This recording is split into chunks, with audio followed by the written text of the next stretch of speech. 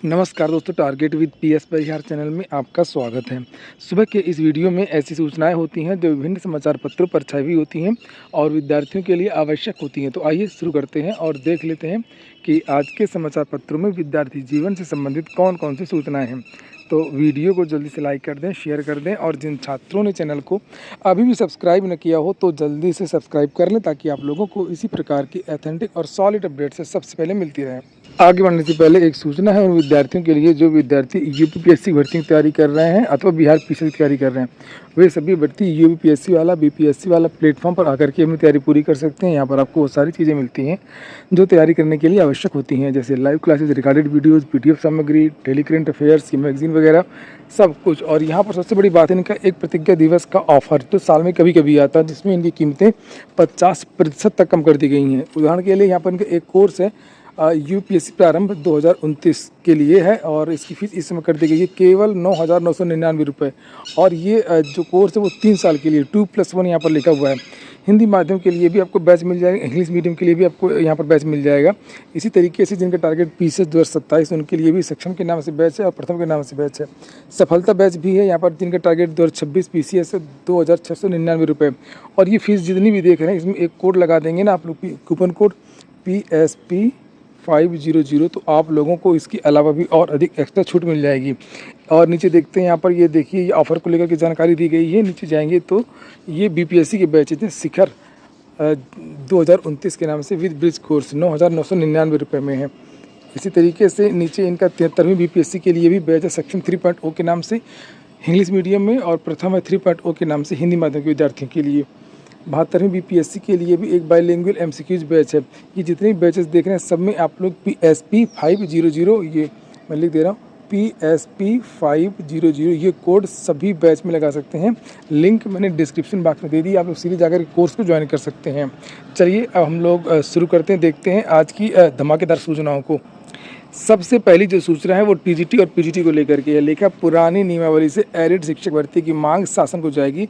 और कल पहली बार शिक्षा सेवा चयन आयोग के अधिकारी और माध्यमिक शिक्षा निदेशालय के अधिकारी धरना स्थल पत्थर गिरजा घर पहुंचे थे। और ये विद्यार्थी लगातार 5 दिन से सिविल लाइन्स में धरना प्रदर्शन कर रहे थे। युवा मंच के नेतृत्व में ये धरना प्रदर्शन हो रहा था। और यहाँ पर देख सकते हैं लेकिन धरना स्थल पर शिक्षा सेवा चयन आयोग के उप सचिव संजय कुमार सिंह। छात्रों की वही मांग थी जो मैंने बताया आप लोगों को कि जो नया विज्ञापन जारी होने वाला है 23,000 पदों पर, वो केवल और केवल अभी पुरानी नियमावली से हो, नई नियमावली अभी लागू ना हो, क्योंकि नई नियमावली अगर लागू होगी तो बहुत सारे विद्यार्थी बाहर हो जाएंगे। लिखा है अशासकीय सहायता प्राप्त एडेड माध्यमिक विद्यालयों की संभावित 23,775 शिक्षक पदों की भर्ती पुरानी नियमावली से कराए जाने की मांग को लेकर के चल रहे प्रतियोगियों के धरने में 5 दिन सोमवार को बात सुनने शिक्षा अधिकारी धरना स्थल पहुंचे। और उत्तर प्रदेश शिक्षा सेवा चयन आयोग के उप सचिव संजय कुमार सिंह ने प्रतियोगियों से कहा कि जिस अर्हता पर शासन चयन प्रक्रिया पूर्ण करने के लिए कहेगा आयोग उसी के अनुरूप कार्य करेगा, क्योंकि अर्हता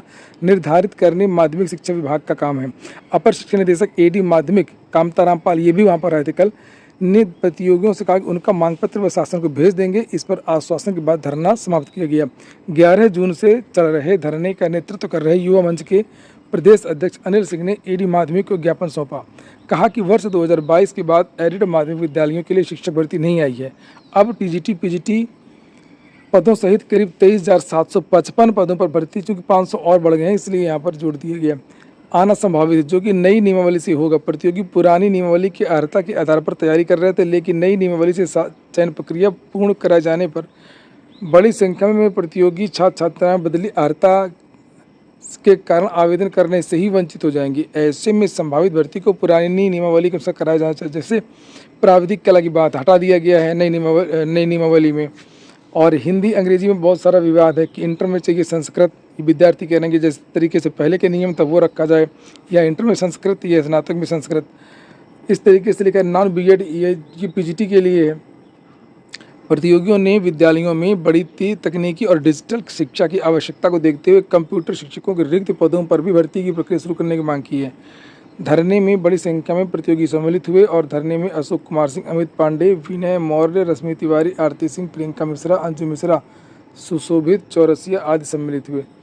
अगली जो सूचना है वो भी टीजीटी और पीजीटी की है। लिखा है एडेड माध्यमिक विद्यालयों को मिलेंगे 6 से 24 प्रवक्ता। तो इसका साक्षात्कार चल रहा है पीजीटी का, और उसी को लेकर के यहाँ पर जानकारी दी गई है, जिसे आप लोग देख सकते हैं।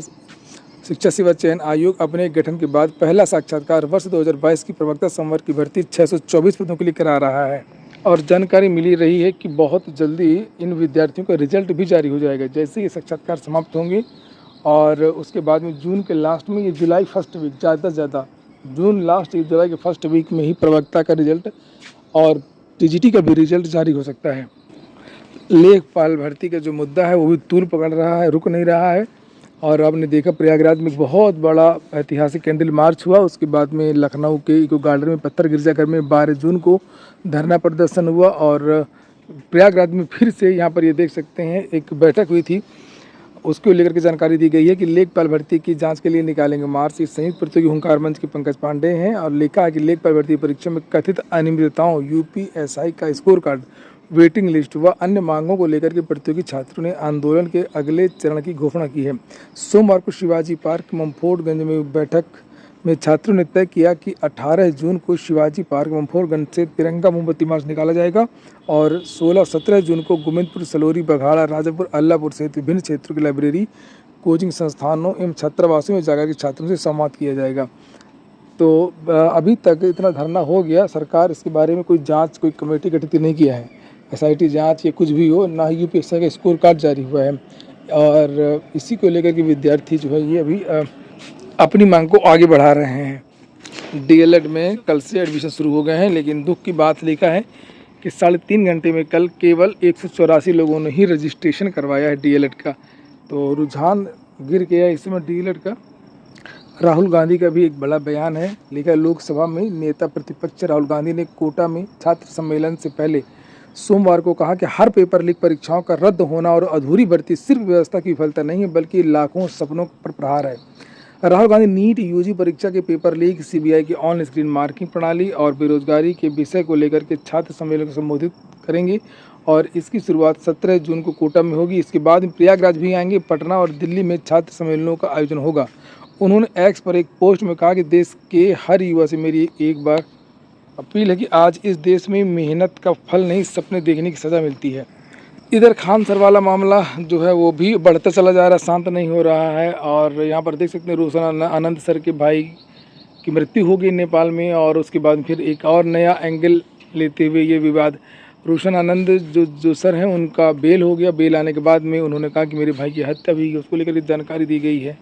जमानत मिलने के बाद सोमवार को बेउर जेल से निकले ज्ञान बिंदु GS एकेडमी के निदेशक रोशन आनंद ने खान ग्लोबल स्टडीज़ के संचालक फैजल खान उर्फ खान सर पर जम करके निशाना साधा है। उन्होंने कहा कि एक बयान के कारण मुझे साजिश के तहत फंसाया गया, मेरे भाई की साजिश के तहत हत्या कराई गई, मुझे भी जेल में मारने की कोशिश की गई। और NIT के पास स्थित कोचिंग संस्थान में संवाददाता सम्मेलन में रोशन आनंद ने आरोप लगाया कि फैजल खान यानी खान सर की बात हो रही है की वजह से मेरे भाई की जान गई है, इसकी उच्च स्तरीय जांच होनी चाहिए। और इस दौरान रोशन आनंद रो पड़े। आरोप लगाया कि फैजल खान ने झूठे आरोप में मुझे फंसाया है और सभी जानते हैं कि दरोगा का रिजल्ट सबसे बेहतर किसका हुआ है। बताइए अब रिजल्ट, परीक्षा परिणाम को लेकर के इन लोगों की बात कहाँ से कहाँ तक पहुँच रही है।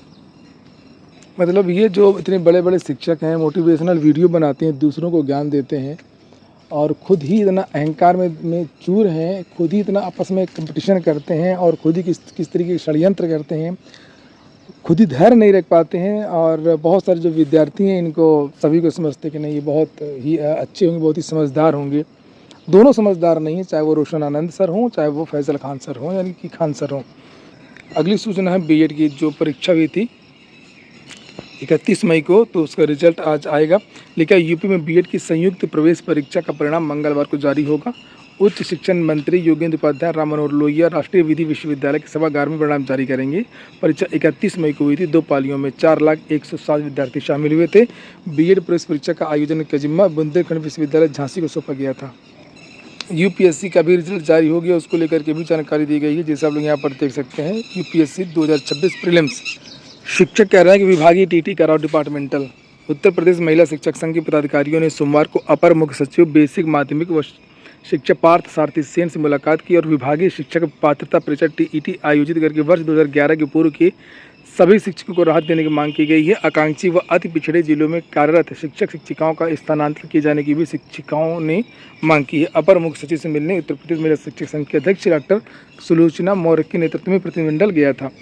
आज की वीडियो में इतना ही। पूरा वीडियो सुनने के लिए बहुत बहुत धन्यवाद।